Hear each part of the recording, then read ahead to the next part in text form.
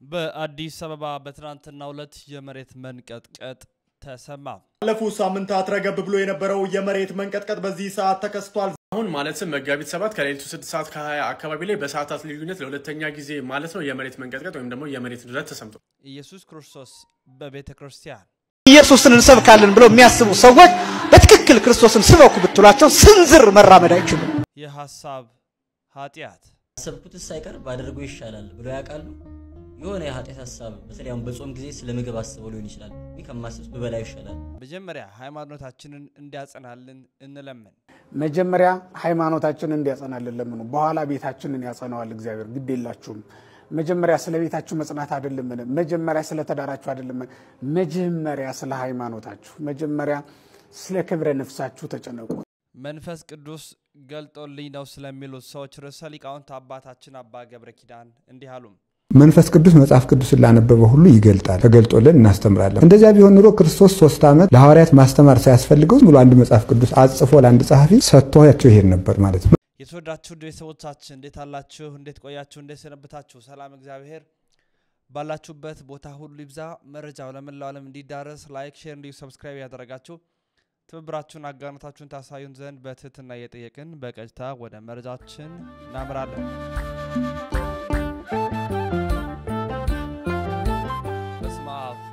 መንፈስ ቅዱስ አሐዱ አምላክ አሜን። የፍጥረታት ሁሉ አባት የሰማይና የምድር አስገኚ ሀጋይስት ዓለም ቅድስት ሥላሴ ክብር ምስጋና ይድረሰው።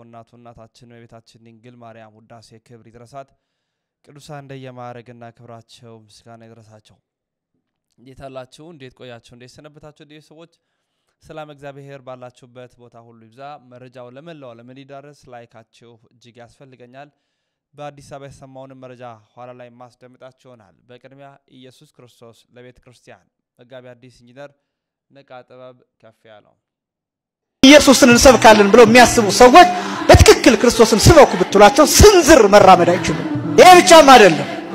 መድኃኒት የሚለው ኢየሱስ የሚለውን ስም ቤተክርስቲያኗ የምትረዳውና የምታስረዳው መድኃኒት በሚል ትርጓሜ ብቻ አይደለም። መድኃኒት ብላ አታቆምም። ሕይወት ትለዋለች። እስኪ በሉ ሕይወት በሉ እስኪ። መድኃኒትና ሕይወት ሁለቱ የተለያዩ ነገሮች ናቸው። ሕይወትን ግን ዋስትና አድርጎ ሊሰጠን አይችልም።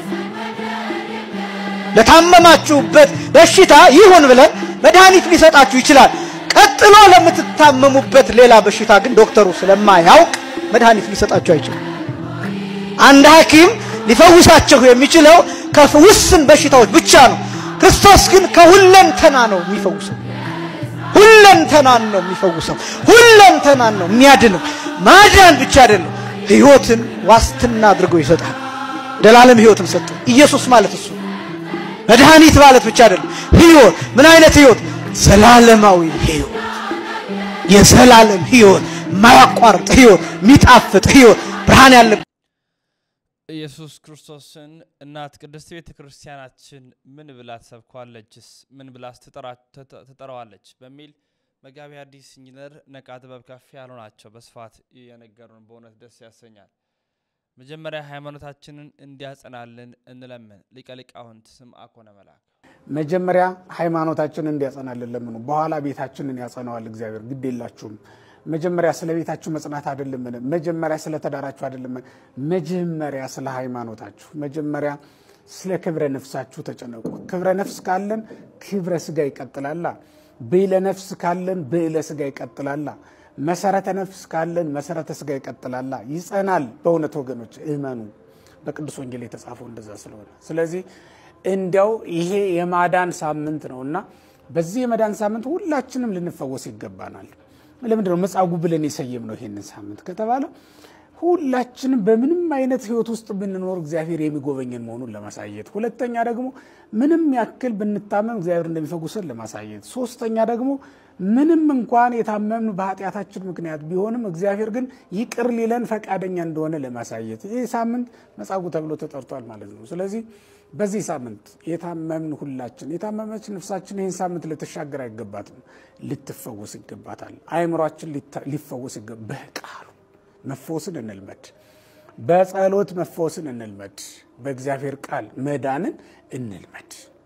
ከዳንም በኋላ ደግሞ ማገልገልን እንልመድ። ይሄ ሰው ያቺ የጴጥሮስ አማት ታሳውሳላችሁ። ጴጥሮስ አማት ወተንሳቶ ተለቀጠሙ ነው የሚለው ከዳነች በኋላ ተነስታ አገለገለቻቸው ነው የሚለው እኛም ከዳን በኋላ የማገልገል ልምድ ይኖረን ታስታውሳላችሁ አይደል በደህንነት ተይዘን ነበር ተጨንቀን ነበር ቋር እዳ እንኳን ምን ከፍለው አጥተን ምን በለው አጥተን የነበርንበት ዘመን እግዚአብሔር ግን ዛሬ ምን በለው አይደለም ምን እናተርፈው ሁሉ ሰጥቶናል የታለ ግን ዛሬ ማገልገላችን በገንዘባችን አገለገልንበት እግዚአብሔር ያኔ ከሁሉ በታች አድርጎን በነበረ ጊዜው ከሁሉ በታች በነበርነ ጊዜ አሰበን አይደል እንዴ ዛሬ ባለጸጎች ነን ዛሬ ልብሳችን ተለውጧል ዛሬ ምን ነዳው መኪና ሌላ ነው ዛሬ ምን ኑሮ ሌላ ነው ግን ወገኖቼ የታለ ማገልገላችን የታለ መታመናችን በሰጣችሁ ነገርማ ታማኝ ሆኑ ክርስቲያኖች ምክንያቱም ገና የሚሰጣችሁ ስጦታ ስለሚበልጥ ነው በዚች እምነታችሁን ታጎላላችሁ ገና የሚበልጣው ስጦታ ገና ነው ክርስቲያኖች መጻጉ የተፈተነው በዚያ ነው በተሰጠው ስጦታ ታማኝ አልነበረም ስለዚህ እግዚአብሔር ምን አደረገው ከዚህ በኋላ ድጋሚ ወደ መቅደሱ አልመጣም ማለት ነው ይሄ ሰው ከደቀ መዛሙርቱ እንዳንዱ ሊሆን አልተቻለውም እና በሰላም ሄድም አልተባለ በሰላም ሄጅ ነው ያለታችን ሴት ሌሎችንም እንደዛው በሰላም ሄዱ እያለ ነው ያሰናበታቸውና እንዲህ መባል እኮ ቀላል ነገር መስላችሁ መሾም እኮ ነው በሰላም ሄድ እረፍት እኮ ማግኘት ነው በሰላም ሄድ ትልቅ ስንብት እኮ ነው በሰላም ሄድ ሰላም እሱ አይደል እንዴ በሰላም ሄድ ከሱ ጋር እንድንኖር እኮ እየፈቀደ ዛሬ በገነት ከኔ ጋር ትሆናለህ ከሚለው ቃል ጋር እኮ ተመሳሳይ ነው ቃል በሰላም ሄድ ተመልከቱት ወገኖች ዛሬ በገነት ከኔ ጋር ትሆናለህ ከሚለው ጋር ተመሳሳይ ነውና እንዲህ እንዲለን ነው ስንኖር ወገኖቼ እግዚአብሔር በመጀመሪያ ምናችን ላይ ፈውስ ሊያደርግልን እንደምንፈልግ መንገር ይኖርብናል መፈወስ ካለብን ከመጀመሪያ ነው መጽናት ካለብን ከመጀመሪያ ነው የሚለው የዚህ ሳምንት ታሪክ የሚነግረን እውነት ነው ማለት ነው የእግዚአብሔር ሰላም እንግዲህ በሰላም ሄድ መባል ነው በጣም ትልቁ ነገርና ሁላችንንም ለዚህ የበቃን ያድርገን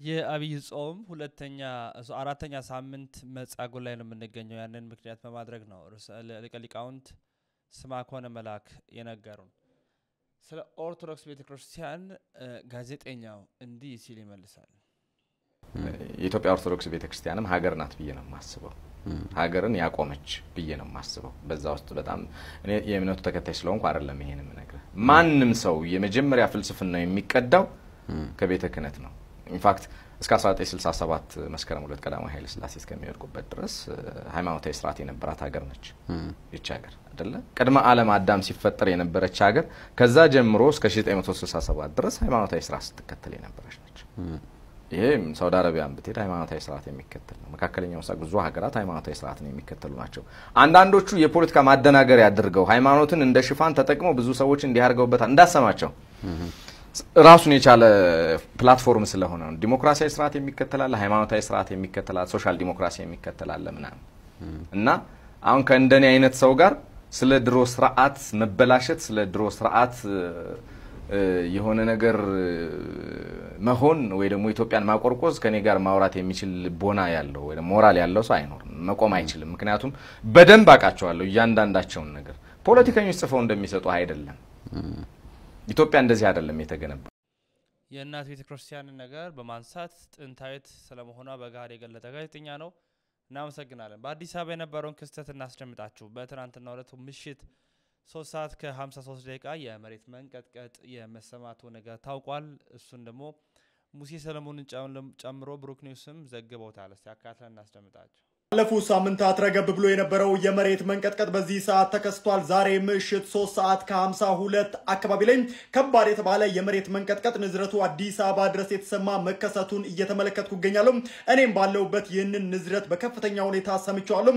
በርካቶችንም ያስደነገጠ መሆኑንም የደረሱ መረጃዎች ያሳዩ ይገኛሉ እናንተ ባላችሁበት ይህንን የመሬት መንቀጥቀጥ ሰምታችኋል ከሰማችሁ ኮሜንት ላይ ሰፈራችሁን አሳውቁኝ አሁን ማለትም መጋቢት 7 ከሌሊቱ 6:20 አካባቢ ላይ በሰዓታት ልዩነት ለሁለተኛ ጊዜ ማለት ነው የመሬት መንቀጥቀጥ ወይም ደግሞ የመሬት ንዝረት ተሰምቷል ያሁኑ በጣም ያስፈራ ነበር ያስደነግጥ ነበር ከቅድሙም የከፋ ነበር እኔም ራሴ ተሰምቶ የመሬት መንቀጥቀጥ ወይም ደግሞ የመሬት ንዝረት የተሰማው በአዲስ አበባና በክልል ከተሞች በአዲስ አበባ በአያት የካባዶ መገናኛ ኮተራን ጨምሮ እንዲሁም ሌሎች ሰፈሮች ላይ ተሰምቷል እናንተስ ተሰምቷችኋል ከተሰማችሁስ እንዴት ነበር ኮሜንት ላይ አስቀምጡ አሁን ማለትም እሁድ መጋቢት 7 ከምሽቱ 4 ሰዓት አካባቢ በአዲስ አበባ ከባድና የሚያስፈራ ከሌላው ጊዜም ከበድ ያለ የመሬት መንቀጥቀጥ ወይም ደግሞ የመሬት ንዝረት ተሰምቷል ይሄ የመሬት ንዝረት በአዲስ አበባና በሌሎችም ክልል ከተሞች ላይ የተሰማ ከዛሬ ያልተሰማቸው ሰዎች ወይም ደግሞ ፊል ያላረጉት ሰዎች ዛሬ ተሰምቷቸዋል ሌሎችም ሰዎች ደግሞ በጣም የሚያስደነግጥና የሚያስፈራ ነው እስካሁን ድረስ 22 መገናኛ ጀሞ ቱሉ ዲምቱ አያ ጋርመንት ሽሮሜዳ አዲስ ገበያን ጨምሮ የተለያዩ አካባቢዎች ላይ የሚኖሩ ሰዎች ይሄ መሬት መንቀጥቀጥ ተሰምቷል የመሬት መንቀጥቀጡ ችላ እየተባለ እንግዲህ በጣም እየባሰ መጥቷል። ምናልባት አንድ ቀን ከባድ ነገር እንዳይከሰት ከወዲሁ ቅድመ ጥንቃቄ ልናደርግ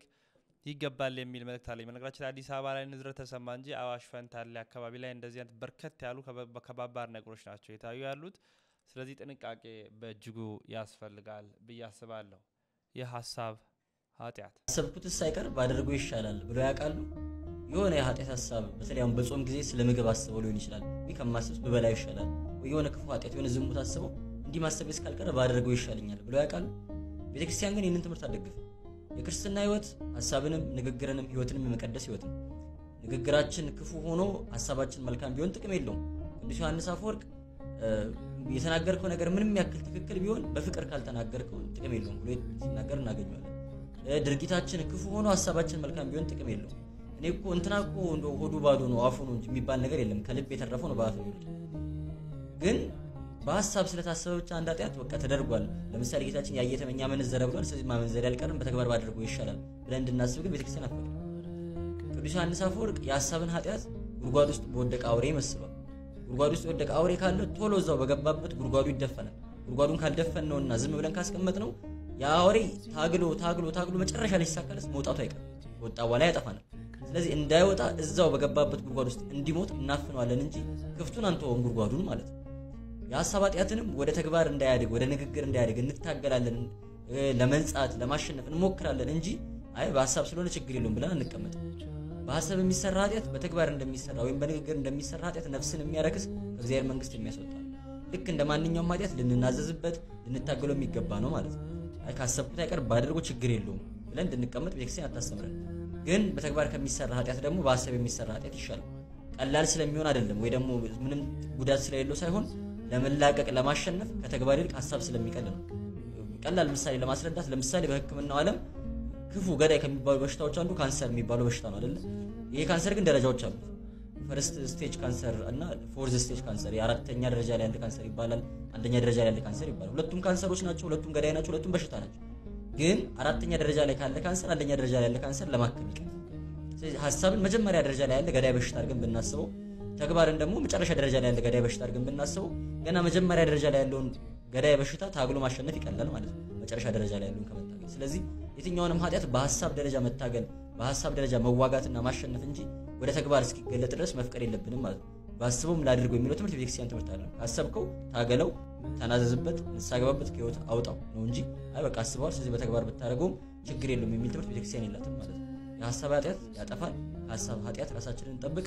የሐሳብ ኃጢአት ምን ያህል ከባድ ምን ያህል አደገኛ እንደሆነ ነው ከወዲሁ ከወንድማችን የተማርነው። ርዕሰ ሊቃውንት አባታችን አባ ገብረ ኪዳን መንፈስ ቅዱስ ተገለጠልኝ ለሚሉ ሰዎች ያስተላለፉት መልእክት መንፈስ ቅዱስ መጽሐፍ ቅዱስን ላነበበ ሁሉ ይገልጣል፣ ተገልጦልን እናስተምራለን። እንደዚያ ቢሆን ኑሮ ክርስቶስ 3 ዓመት ለሐዋርያት ማስተማር ሳያስፈልገው ሙሉ አንድ መጽሐፍ ቅዱስ አጽፎ ለአንድ ጸሐፊ ሰጥቷቸው ይሄድ ነበር ማለት ነው። መንፈስ ቅዱስ ይገልጣል ሲባል መንፈስ ቅዱስን ዝም ብሎ ጌታ ለሐዋርያት ልኮላቸው በቃ መጽሐፍ ቅዱስ መንፈስ ቅዱስ ላኩላችሁ ይገባቸዋል ብሎ መሄድ ነበረበት። ግን ጌታ ያስተማረም እያለ ነው። ማቴዎስ 13 ላይ ስናነብ አስተምሮ ለበውክሙኑ አስተዋላችሁን ተረዳችሁን እያለ ነው። ሐዋርያትም ፈክር ለና ተርጉምልኝ ይላሉ፣ ክርስቶስም ለበውክሙኑ ይላል። 3 ዓመት በምድር ላይ የቆየበት አንዱ ምክንያት ሐዋርያት ወንጌል እስከሚረዳቸው ድረስ ነው። ከዚያ በኋላ መንፈስ ቅዱስን የላከላቸው እሱ ያስተማራቸውን እንዳይረሱ ነው እንጂ አዲስ ዕውቀት ለመግለጥ አይደለም። ዮሐንስ 14 ላይ ሲናገር ከኔ ወስዶ ያስተማርኳችሁን ሁሉ ያስታውሷችኋል ነው ያላቸው። ያስታውሳቸዋል መንፈስ ቅዱስ ነው። ከመምህር ሳይሆን ራሱ እግዚአብሔር እንዲገልጥልኝ ነው የምፈልግ ማለት ትዕቢት ነው። ራሱ መምህራንን የሾመን አምላክ ማሳበል ነው። ክርስቶስ በረበናት አይሁድ መካከል ተገኝቶ ሲጠይቅ ከተገኘ ከመምህራር ሳሉል መንፈስ ቅዱስ ገለጠልኝ ማለት ትዕቢት ነው። መንፈስ ቅዱስን መሳደብ ነው። ለርዕሰ ሊቃውንት አባታችን አባ ገብረ ኪዳን ቃለ ሕይወትን ያሰማልን። በድጋሚ እስኪ እናድምጣቸው። ዙር ወደዚያ ማነው ስሙ? ንጉስ እግዚአብሔርን በቋንቋ ገልጦት የሚያውቅ ፍጡር የለም ይላል ቅዱስ ዮሐንስ አፈወርቅ።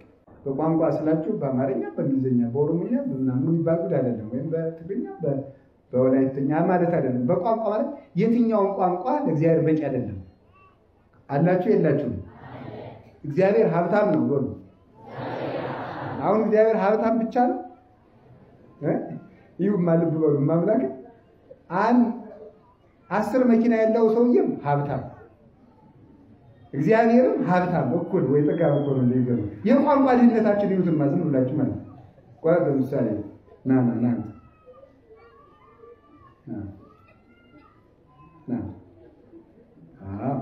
ይሄ ምንድን ነው የሚባለው ልጅ በሉ ዙሮ ወደዚያ ማነው ስሙ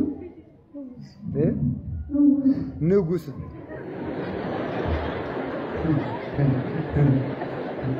ይሄ ልጅ ማነው እግዚአብሔር ይስጥ ንጉስ በጣም የሚገርመው ማለት ነው ስለዚህ ይኸውላችሁ ምን ያክል በቃ ምን እግዚአብሔር አሁን ይሄ ልጅም ቆይ ስሙ ይሄ ልጅም ንጉስ አፄ ኃይለ ሥላሴም ንጉስ አፄ ምኒልክም ንጉስ እግዚአብሔርም ንጉስ በጣም ምን ፍጡር ምን ያህል አቅም እንደሌለው አስተውሉ አሁን ሌላ ነገር ስለነገራችሁ ነው ስለ ልጅ ይሄ ምንድነው ልጅ በሉ ክርስቶስ ከድንግል ስለተወለደስ ምንድነው የሚባለው ልጅ ከአብ ስለተወለደስ ምንድነው የሚባለው ልጅ ስለዚህ ተምን ቋንቋዎች ሁሉ ደግልኝ አምላከ ቅዱሳን ለክብር ያብቃ ቁጭ በሉ ስለዚህ የእግዚአብሔር ቤተሰቦች ሁላችንም ማሰብ የሚገባል እኛ እንደምናውቀው ነው እንጂ የሚነገረው እግዚአብሔር ሀብታም ነው እግዚአብሔር ፈራጅ ነው ፈራጅ ፍርድ ቤቱን ፈራጅ እግዚአብሔርን ፈራጅ ሁሉም ነገር ተመልከቱ የሰው አቅም እንኳንስ ይገርማል ቅዱስ ዮሐንስ አፈወርቅ የሚለው እንኳን እግዚአብሔርን መላእክን በትክክል